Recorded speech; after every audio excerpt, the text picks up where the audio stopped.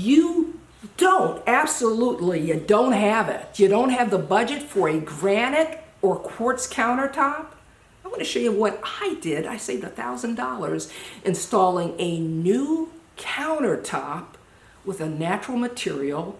That's right, a natural material that's often overlooked. And to be perfectly honest with you, this material is forgotten about. And the truth is, it adds incredible warmth and elegance and beauty to any space. I want to show you what it is and how I got there coming up next. And it's this right here. It's butcher block countertop that I installed myself. Unlike if I had chosen stone, I would have had to have the countertop fabricated and then installed by a professional technician.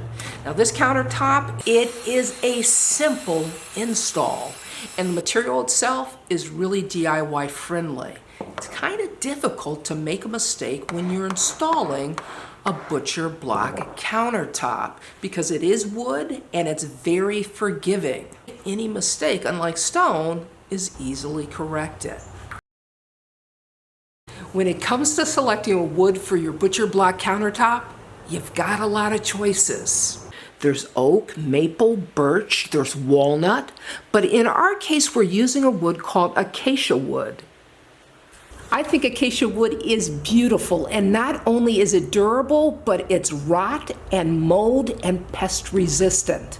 And what's not to like about that? Acacia wood has many pluses. It's sustainable. It's a fast-growing wood, and what that means is you can harvest trees when they're very young. Acacia wood, it's got a lot going for it. It's tough as nails. What I like the most about it is it's affordable. Now, I needed 30 square feet of butcher block slab. I ordered 2 slabs, and it cost me just a little over $650. Installing the countertop is pretty straightforward. I used a circular saw to cut each slab to the dimensions that I needed, and then when it came time to install the sink, I used a jigsaw to cut the opening. Preparing the surface of the countertop is equally as easy. Now this is what I did. I used food-grade mineral oil, and I applied that liberally to all surfaces, to the top, to the bottom of the countertop, and then to all edges.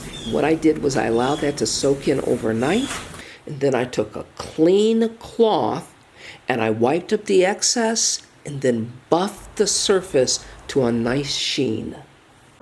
Now, what about the equivalent? Well, I paid a visit to a local shop that fabricates, installs, and sells quartz and granite countertops. And this is what I found out. A granite countertop, the same footage, 30 square feet, would have run $1,635.